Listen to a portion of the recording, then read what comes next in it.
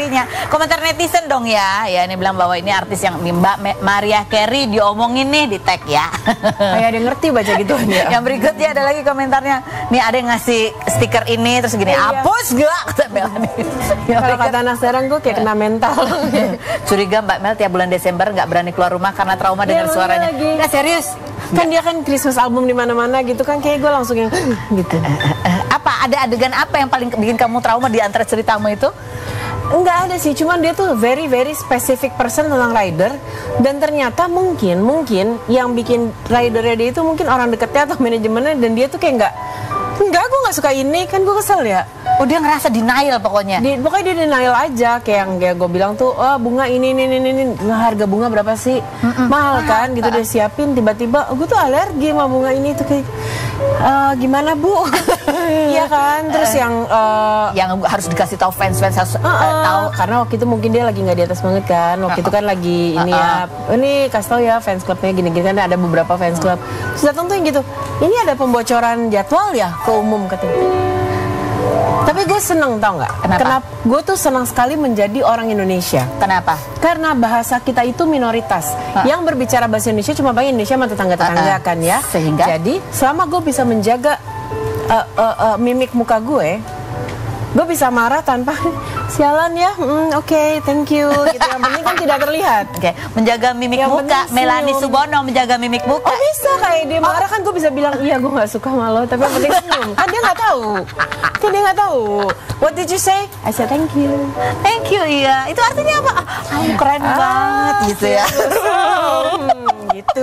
Oke, nih ya sepanjang pengalaman kamu nih pernah siapa yang artis terkenal ya bayaran paling mahal bener ya, sepanjang kamu pengalaman ya? Kalau bayaran gue bener-bener nggak tahu karena kan gue lapangan itu kan biasa kan kayak bokap atau Kristi ya. Gue I don't do paperwork at all. Oke. Yang paling green flag banget orangnya tuh kayak oh nice, ramah gitu. Lama banget nih mikirnya nih. Pokoknya gini, kalau buat gue gini, di situ gue belajar don't judge a book by its cover. Justru yang biasanya kelihatan urakan yang biasanya malah ramah. Justru yang kayak manis-manis boyband yang image-nya bagus itu ngeselin. Oh, tapi ada nggak yang dari image sama aslinya tuh nggak beda jauh? Ada? Lama ya gue mikir gini nih. Saking banyaknya kayaknya artis yang dihadapin.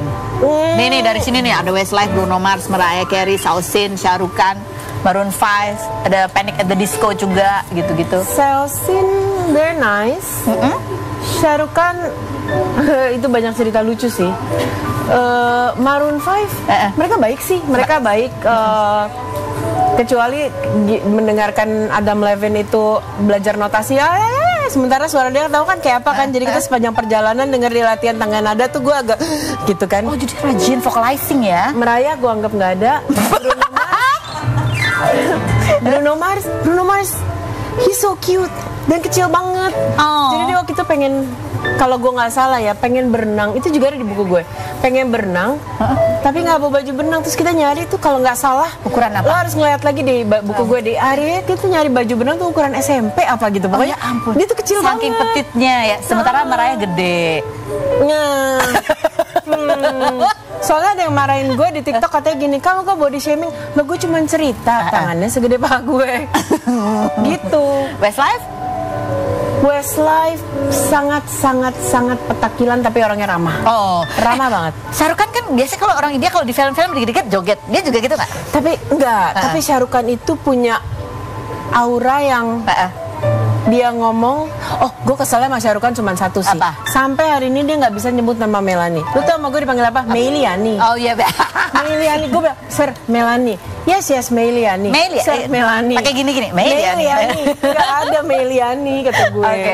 Baik, yang berikutnya ini ada juga pengalamannya Melanie di padahal udah lama banget kita wawancara ketika kamu menggugat satu animal shelter. Ya.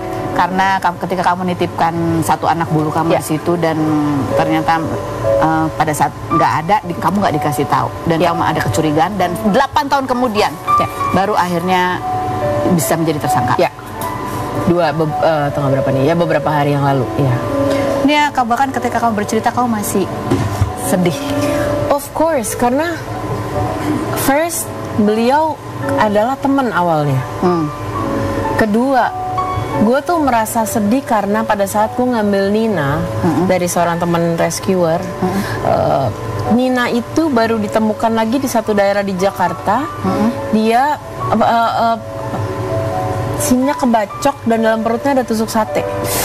So, pada saat gue ngambil Nina, gue ngomong, I promise you, hidup lo akan enak, lo gak akan ada apa-apa lagi, gue akan jaga lo. Tahu-tahu itu kejadian. Kan harusnya beliau knowing gue teman bisa ngomong aja. Kan jadi nggak melebar kemana-mana. Sekarang kena pasal kedugaannya sampai TPPU, sampai segala macam, kan jadi kemana-mana. Just say it. Sampai hari ini gue belum tahu loh, Nina itu mati kapan, di mana, kenapa, belum. Kuburan di mana nggak tahu. Dia nggak pernah kasih tahu. Dia pernah ngomong sama temennya, ya udah mati, dikremasi. Gue cari ke tempat kremasi waktu itu sama polisi mas segala macam. Disitulah akhirnya kasusnya jadi melebar.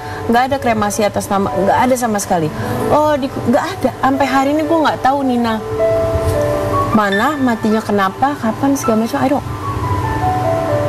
Dan kasusnya semakin melebar, jadi tersangkanya adalah tindak pidana pencucian uang.